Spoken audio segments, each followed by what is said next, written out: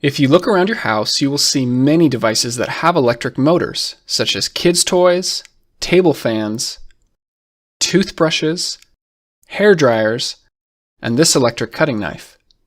But how does the electric motor work? You turn it on and somehow it starts rotating. Why is that?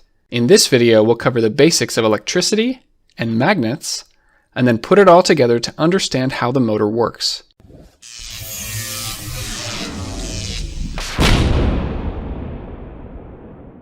This video is sponsored by Brilliant. Let's start with something called a circuit. You have a battery, some wires, and a device that uses electricity such as a light bulb. Electricity flows through the circuit. But as soon as there is a break in the wire, the electricity stops flowing and the light bulb goes off. The path must be complete for the circuit to work. This is best done through the use of a switch. Electricity is flowing down the wire. This is called conventional flow. If we take the battery out and flip it, then the current will flow the other way. The light bulb will still work in either case, but there are some devices that will work differently depending on which way the current flows. Okay, so that's the basics of a circuit. Now let's come over here. This is a magnet. It has a north pole and a south pole, and it likes to attract other metal objects like these paper clips. If you bring another magnet towards it, opposite poles attract, and the same poles repel. Magnets don't have to be in this shape. For example, some magnets might be more flat like this. You can think of this magnet as always on, it's always working, you can't really turn it off. That's why it's sometimes called a permanent magnet. It's made up of many smaller magnetic domains that are lined up in the same direction. But later I'll show you a type of magnet where this is not always the case. Let's take one of our permanent magnets and drill a hole in the center and put it on something that will allow it to spin. Now bring another magnet towards it. Our spinning magnet will immediately line up until opposite poles are right next to each other. Now switch out the side magnet. The same poles repel and opposite poles attract. If we keep switching out these side magnets, then our spinning magnet will just keep spinning. This concept of the spinning magnet is really important. We'll come back to it in a moment. Here's a metal bolt which is not a magnet. It's made up of magnetic domains, but they are pointing in random directions. Now let's take a wire, wrap it around several times, and then create a circuit. The current through the wires forces the magnetic domains to line up. That means we've just made a magnet, or more specifically, an electromagnet. It can do the same things that a permanent magnet can. It can pick up pieces of metal, and it has a north and a south pole which will attract or repel other magnets. But the electromagnet is special in the sense that it can be turned on or off, just like the light bulb.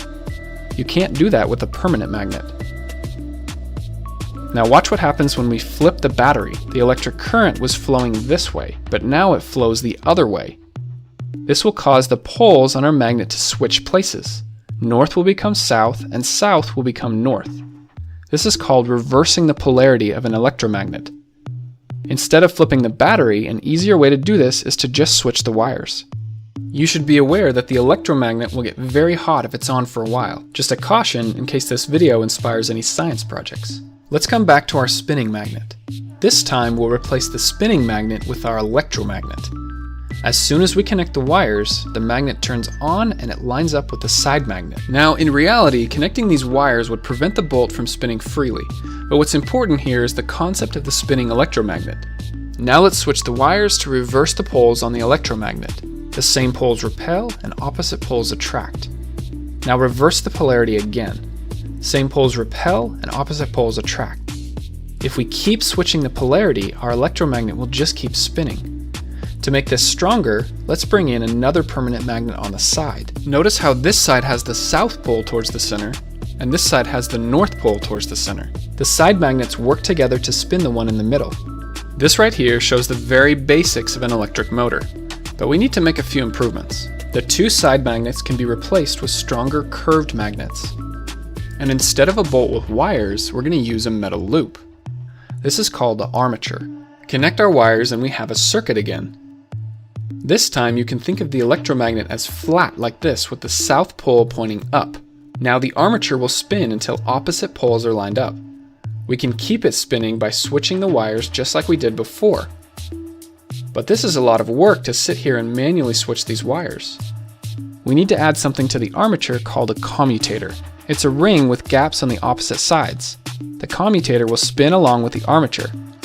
Now we connect the circuit with two brushes on the side. These brushes will slide along as the commutator spins, and they are spring-loaded so that they always maintain contact. The current flows from the wire, through the brush, the commutator ring, the armature loop, and back through the other side. Now we have our electromagnet and the armature spins. As we come around this time, the brushes will switch contact to the other side of the commutator ring. Remember, there's two brushes, so this is happening on both sides. Before the switch, the current in the armature is flowing this way. After the brushes switch sides, current will flow the other way. This means the electromagnet switches polarity, which will cause the armature to keep spinning. This commutator ring does the same thing as switching the wires like we were doing before, but this time it does it all on its own. It will continue to spin as long as we're connected to a battery. Disconnect the battery, no more electromagnet, and the spinning stops. Now so far we've only used one loop on the armature. This will cause our motor to have an irregular speed, and in fact, we could get stuck in this position, with the brushes halfway between commutator segments.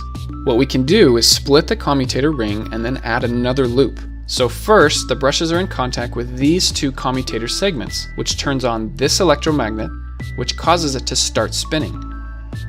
Once we get to here, the brushes switch contact to the next pair of commutator segments, which means this loop turns off and the next loop turns on. Now this electromagnet wants to spin. The brushes switch contact and the next loop turns on. This keeps happening as our motor spins. It's almost like the loops will take turns being an electromagnet. Some electric motors will add many loops to the armature. This ensures that there will be a continuous spinning motion on the motor.